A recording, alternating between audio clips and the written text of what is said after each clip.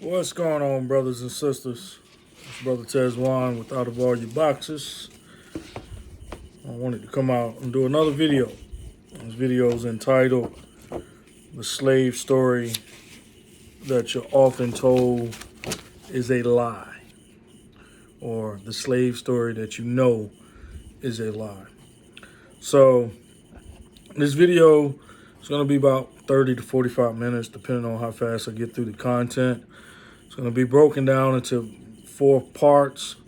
The 4 parts is going to be, let me turn this fan off. The 4 parts are going to be titled the context of the numbers of the slave or transatlantic slave trade. The second part is the numbers for the enslaved over a 290-year period per year and made in the U.S., or those that made it to the U.S. And the next part is the cost and value of the slavery in the U.S. And then the final part is the valuable questions that we need to answer when talking about the transatlantic slave trade. So let's get into it.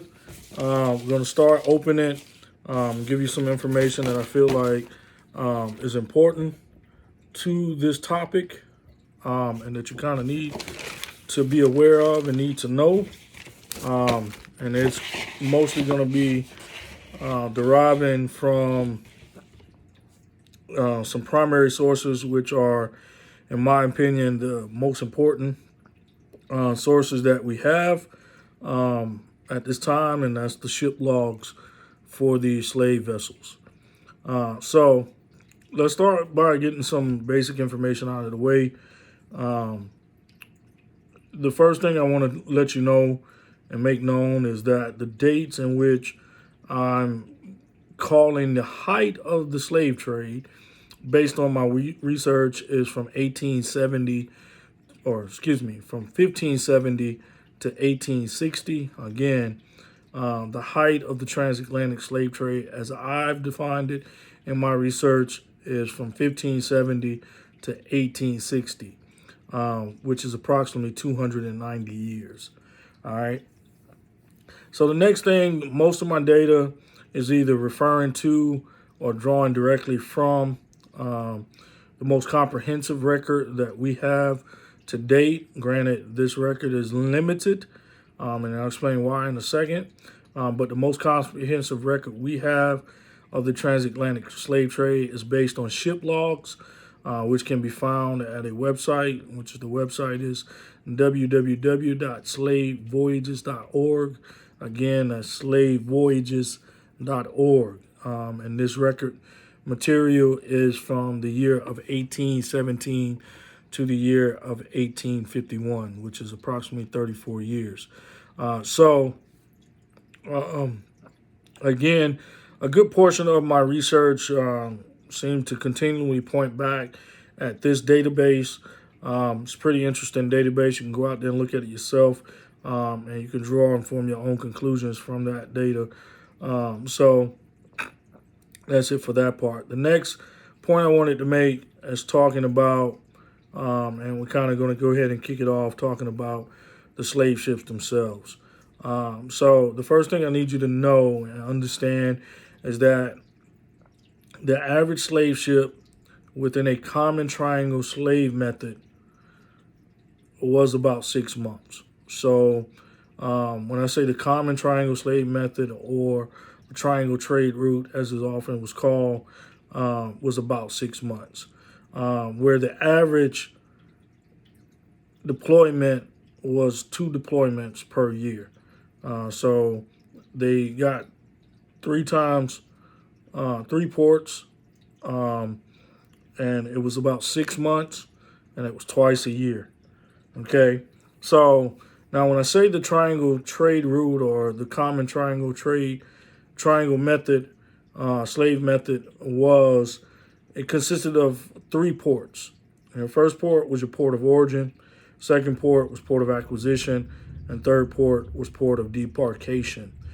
Port of origin could have been one or two things. It could have been the port that the ship actually left from, or it could have been the port that the ship owner resided in. So the ship, for example, if it was a port of origin where the ship just left from, that port of origin could have been, in any number of places, whether it had been England, it could have been Africa, it could have been the Caribbean, it could have been South America, it could have been a port or harbor in the United States, in the continental United States, or it could have been wherever like I said, the company that owned the vessel was headquartered at. So if it was the East India Company, that could have been England, or it could have been the Dutch India Company, which should have been, and Denmark, so on and so forth. So that's the port of origin. The port of acquisition, again, similar to the port of origin, that could have been a number of places. The port of acquisition is, in theory, where the slave property or slaves were captured and acquired, whether it was Africa, whether it was the Caribbean, whether it was South America, whether it was the continental United States. That was the port of acquisition. And the third port is the port of debarkation, also known as the port of call or the port of destination. Again, this is obvious. This is the port where the slaves were unloaded, handed off to an auctioneer to be auctioned off. Or auctioning company to be auctioned off, or to a bank to be auctioned off.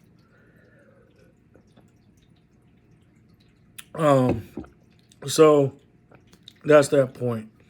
Now, the average service life, specific word is service life, of any merchant ship during this period, this 290-year period, was about 10 to 12 years.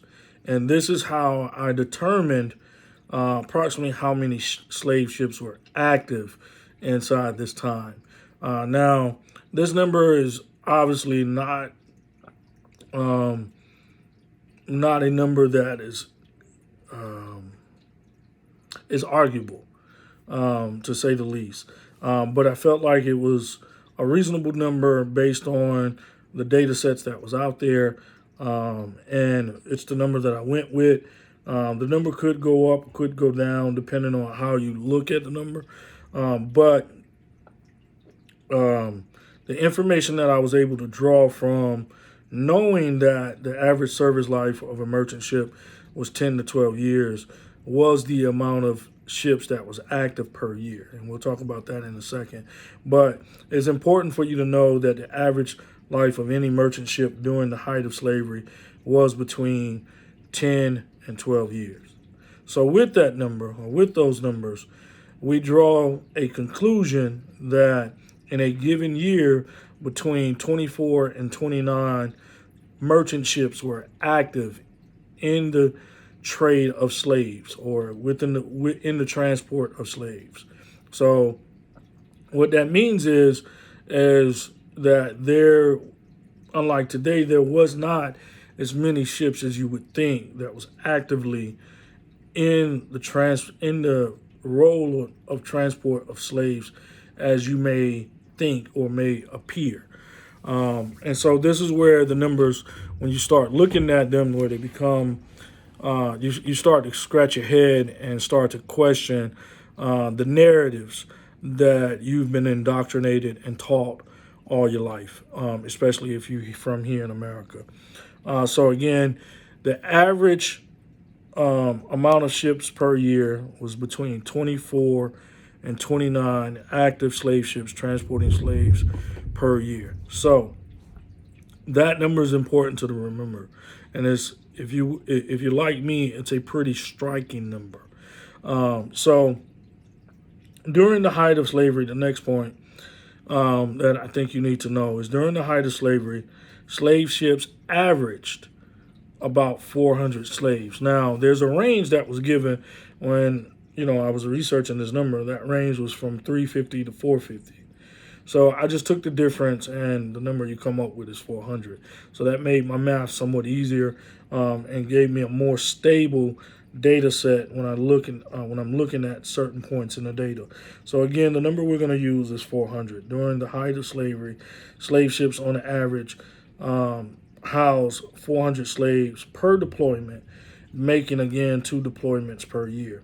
All right, so those are the numbers I felt like that were important when introducing this conversation and having this conversation. When you're looking at the numbers, these numbers give context to what I feel like is the most, the most valuable information we have when having a conversation about the transatlantic slave trade, and that being the ship logs. So with that, let's move right along.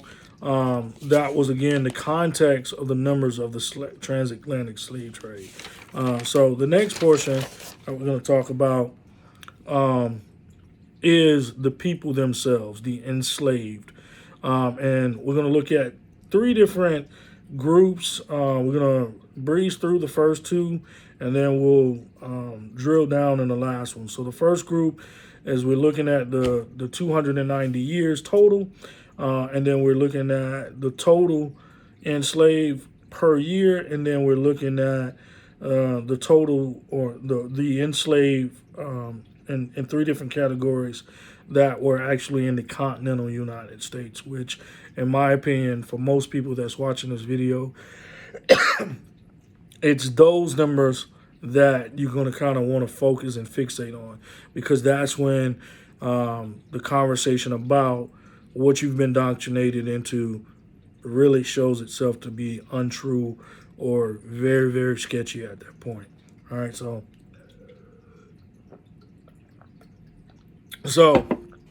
let's talk about the enslaved people overall over a 290-year period. So if we're looking at this as it is, as a trade, as a business, the first thing we're going to say is any business wants to trade and transport as many, in this case, slaves, as they possibly can. So by that mindset and that logic, we're going to look at the high number. We're going to look at the high number for the transported and the low number for the mortality rate. All right, because the goal is to have as many slaves as possible transported with that minimum loss possible. So on the high end, in a 290-year period, we're talking about 6,728,000 people taken from Africa, enslaved, and placed on a slave ship. All right. Now, that's us saying we got slaves going to a place. Now, the place could be a number of places. All right. We're not going to focus on that right here. But in a 290-year period, on the high end of this number, based on the number of slaves that a slave ship could hold, and based on the number of slave ships that we said was active during a year, we're talking 6,728,000. All right, that's the most that you could have in terms of slaves in this transatlantic slave trade. Okay, so now that's on the high end of slaves, or property, as they would call. Now, the second number that we want to look at is the high number of slaves that made it, all right, which is the higher of the 2 percentages. So the high number that made it, let me make sure I look at this right. The high number that made it, and that number is going to be derived from the low number of mortality rate. My 2 numbers, my range was between 12.2% and 15% mortality rate. All right, that was the range. So on the low number of mortality rate, the number that made it was 5,907,000 184. And again, this is to any destination, any port of debarkation. So again, that number is 5,907,184. All right, that's the number that lived, that made it. All right, that made it to the auctioneer. Now, the number that died in the Middle Passage, and again, this is over a 290-year period, is 820,816. All right. So when we place that in comparison to the Jewish Holocaust, you kind of understand, you start to begin to understand why, and you're going to hear me say this a few times in this video, like white psychology and white conscience does not view black slavery the way they view the Jewish Holocaust. Okay, so just keep that in mind, and we're gonna get more into this and explain, and you're gonna hear me say that, like I said, a few more times as we go through this material. But just in those numbers, that mortality rate number, you kind of start to understand why the view of African slavery is not viewed by the white conscience and the white psychology like they view other atrocities. Okay, so next, so that was the numbers for the 290-year period, the height of slavery, all right, from 1570 to 1860. So the next data set that we're going to talk about is the per year numbers. We're going to look at them in the same way that we looked at the 290 number. So again, the high number, again, looking at this being a trade or a business, for the captured people from Africa, or the stolen people from Africa, in a year, in a 12-month period, is 23,200. All right. So again, the numbers that you expect is nowhere near the amount that you would think it is. So, and you can't have the mindset where you're thinking about transport a product or transport the way we transport things now. You have to remember that, things were much, much slower during this colonial period. All right. So again, the high number of slaves that were captured and stolen out of the country of Africa was 23,200. That's the high number. All right. The number that made it, based on a 12.2% mortality rate, the number that made it, and when I say made it, again, we're talking about making it to the auctioneer to be auctioned off. The number that made it was 20,369. All right, and more specifically, 0.6. 20,369.6 made it. Now, on the flip side, the number that died in the transatlantic slave trade in the Middle Passage, all right, crossing the ocean, is about 2,830.4. All right, so that's the number that died. And this is per year. So when you look at that number and you compare it to other mortality rates, whether it's the birth rate, whether it's the death rate, whether it is, any death rate within a certain group, whether it's 25 to 35, 45 to 55, whatever mortality rate, you start to understand why, again, white conscience, white psychology does not view slavery the way black psychology and black conscience view slavery. So again, this is by year.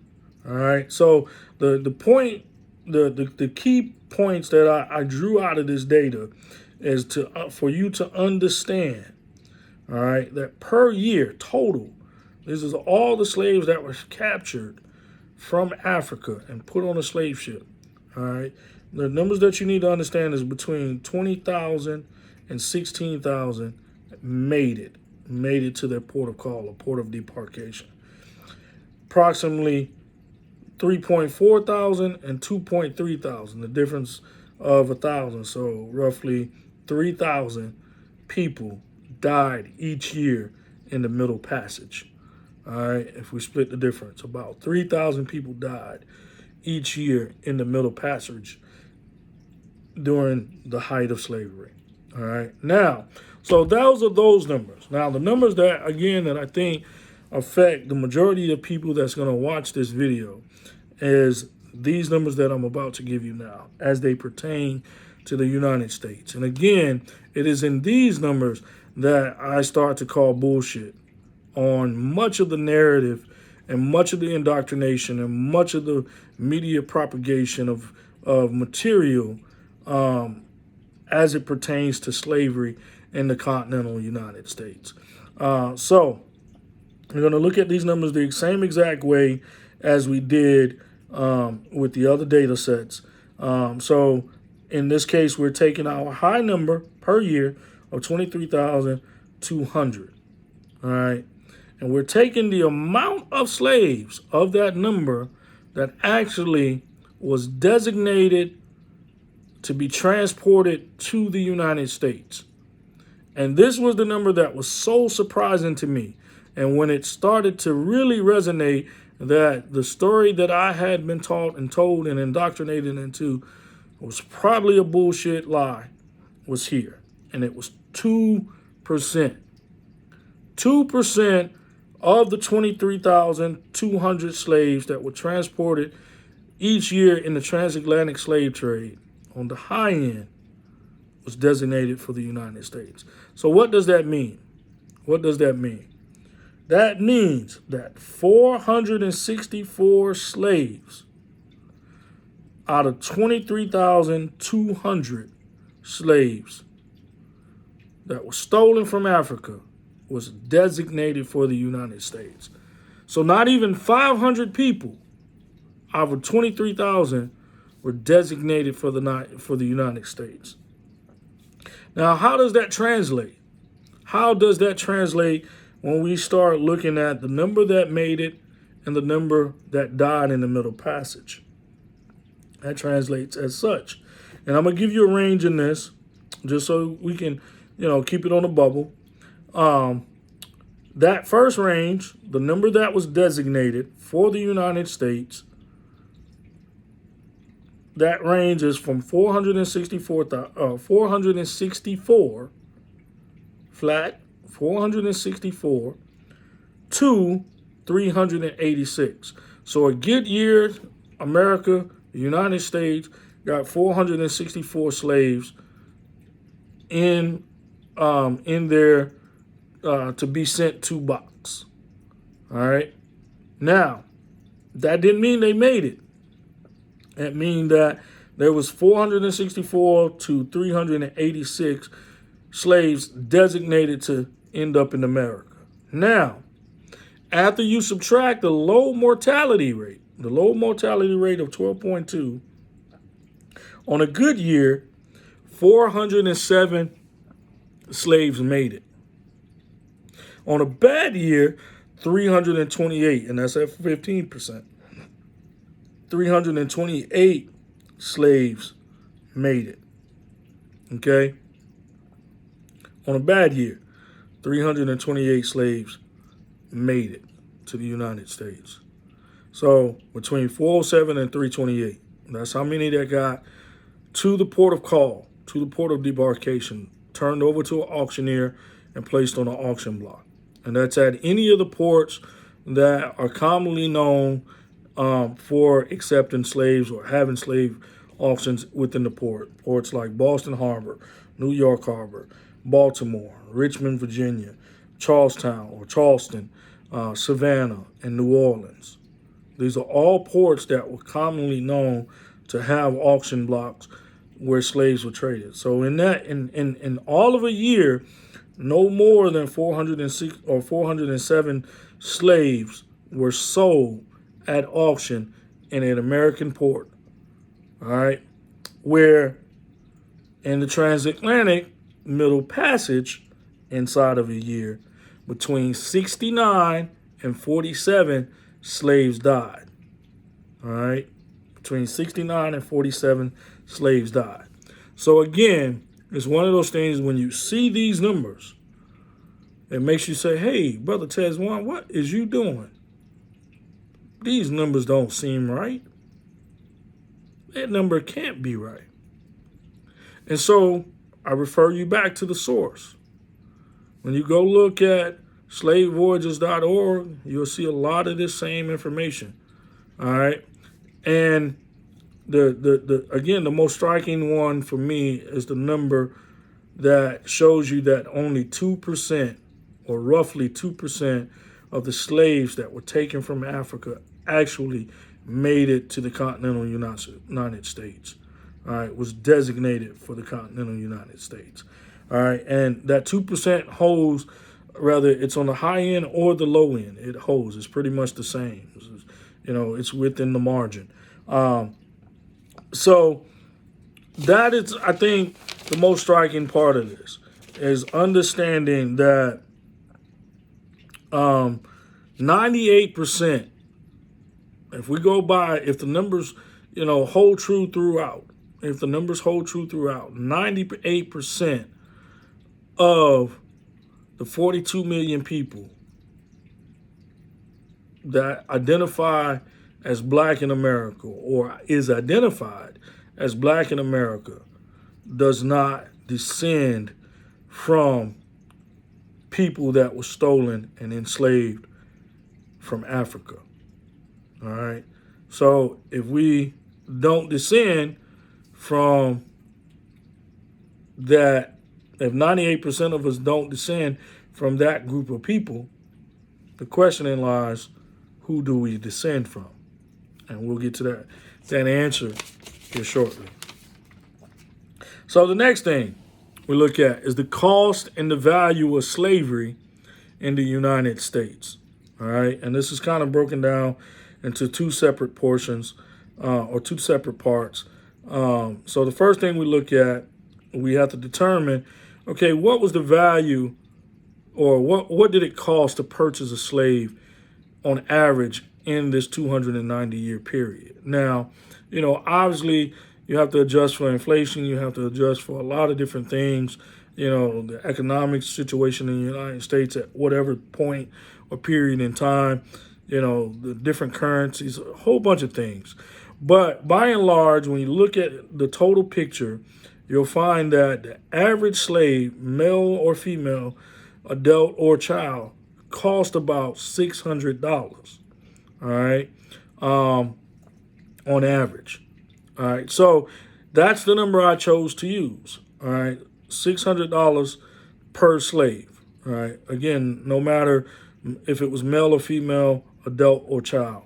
So with that being said, if we take the high-end number of slaves that made it to the continental United States per year, which was 407, you'll find that the purchase value of all the slaves that were purchased within a year was approximately $244,200. This again is the money that was spent, $244,200. All right, so roughly $250,000 was spent each year on the purchase or acquisition of slave labor. All right. Now that you got that point, there's two numbers that really go to the root of some of the conversation about the role in the slave, specifically the African slave, in the building of America. All right. And so the first number is the max production value of a slave over the service life of the slave. All right. So the max production value. So what does this mean? The max production value is the value of the service life of a slave, and that value is approximately $180,000. And so what this number looks at, and this was a banking or an insurance number that was looked at when someone went into a financial institution or insurance institution and said, hey, I want to buy a slave and I want to insure a slave. Well, the institution said, well, in the most ideal situation, under the best circumstances, the max you can profit off of a slave is $180,000. All right. Now, that's the maximum under perfect conditions. But as you know, and as I know, slavery and the institution of slavery was not perfect by any stretch of the imagination. The next number that you look at is the projected insurable value of slave property. And that number is based on, this is how I did the math, and you can do it how you want, but this is how I did it. That number is based on the life expectancy of a slave within the institution of slavery, meaning that the person was functioning in the institution of slavery, whether it was on the field, whether it was in a factory, whether it was in a, working in a mountain inside of a coal mine. There was all different types of forms of slavery inside the United States. It wasn't just on the plantation. So the average life expectancy, and it was a range that was given. So just like I've done before, I split the difference. The range was between 4 and 7 years. That was the life expectancy of a slave within the institution of slavery. So when I split the difference is 3. I split the difference, that's 1.5, so that brought me to a number of 5.5. So the margin of error is plus or minus 1.5%. All right, so that being the case, I take that 5.5 and I divide it by 180. And that number that I get from that math, that division of 5.5 by 180, gives me my projected insurable value. All right, this is the number that Wells Fargo and Aetna and the AIG would have used to say to a plantation owner who's using slaves what the value of their slaves were actually at, and that number came out to approximately $32,727.27. That was the value of that slave over that insurable period of 5.5 years. All right. So when that's all said and done, if you look at it in totality, for every slave that made it to a port of debarkation, a port of call, made it to an auction block, that number we said was 407. All right. That was the high number.